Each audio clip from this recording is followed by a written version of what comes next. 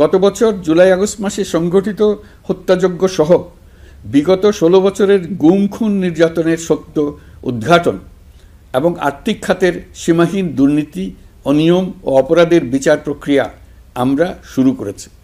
মানবতা বিরোধী অপরাধের বিচারের জন্য আন্তর্জাতিক অপরাধ ট্রাইব্যুনাল গঠনের পর প্রসিকিউশন টিম গঠন ও তদন্ত কর্মকর্তা নিয়োগের পাশাপাশি বিচারিক কার্যক্রম পরিচালনা প্রক্রিয়াধীন ছিল। যত দ্রুত সম্ভব বিচার কাজ শুরুর ব্যাপারে আমরা আশাবাদী ছিলাম।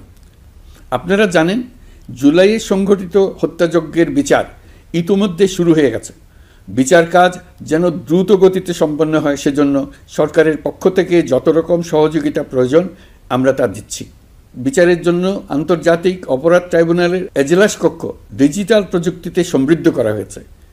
ইতিহাসে প্রথমবারের মতো কোনো বিচার পর্ব আদালতের অনুমতিক্রমে সরাসরি কিংবা রেকর্ডকৃত পদ্ধতিতে গণমাধ্যমে প্রচারিত হচ্ছে।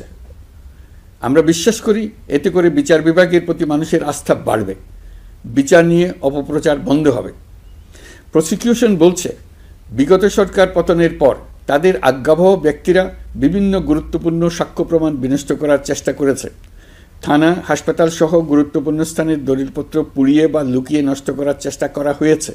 বিভিন্ন অপরাধমূলক স্থাপনার আকার আকৃতি, দেয়াল ইত্যাদি ভেঙে এবং বিকৃত করে প্রমাণ লুকানোর চেষ্টা করা হয়েছে।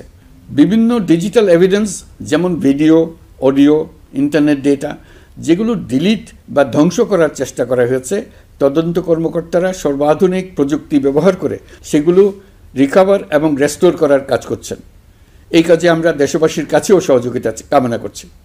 স্বৈরাচারী সরকারের আমলে গত 16 বছরে রাজনৈতিক ভিন্নমত দমনের জন্য বিপুল সংখ্যক মানুষকে গুম করা হয়েছিল। এই মানুষগুলোকে এমন সব বন্দিশালায় আটকে রাখা হয়েছিল যাদের কোনোটির আয়তন ছিল মাত্র 3 ফিট বাই 3 ফিট।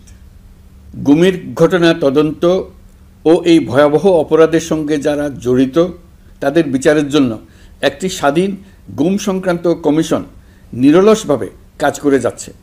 তারা গুমের এমন রোমহর্ষক ঘটনা আবিষ্কার করেছে যা নিষ্ঠুরতার চূড়ান্ত সীমা ছাড়িয়ে গেছে। মানুষকে পেট কেটে সিমেন্টের বস্তা ঢুকিয়ে নদীতে ডুবিয়ে দেওয়া হতো, ইঞ্জেকশন দিয়ে অজ্ঞান করে জ্বলন্ত ইটভাটায় নিক্ষেপ করা হতো, ট্রেন ও গাড়ির নিচে ছুঁড়ে ফেলা হতো। কমিশন এখন পর্যন্ত 2টি অন্তর্বর্তীকালীন প্রতিবেদন জমা দিয়েছে। তারা এখনও প্রতিনিয়ত নতুন অভিযোগ পাচ্ছে। ইতিমধ্যে গুমের তদন্ত কার্যক্রমের জন্য ঢাকা শহরের 3টি, চাঁপাইনবাবগঞ্জ ও বগুড়া জেলায় 3টি গুমের কেন্দ্র পরিদর্শন ও সাক্ষ্য গ্রহণ করা হয়েছে। তদন্ত কাজে মানুষের সম্পৃক্ততা বাড়াতে বিশ্ববিদ্যালয়, মাদ্রাসা পর্যায়ে গণশুনানি গ্রহণ করা হয়েছে।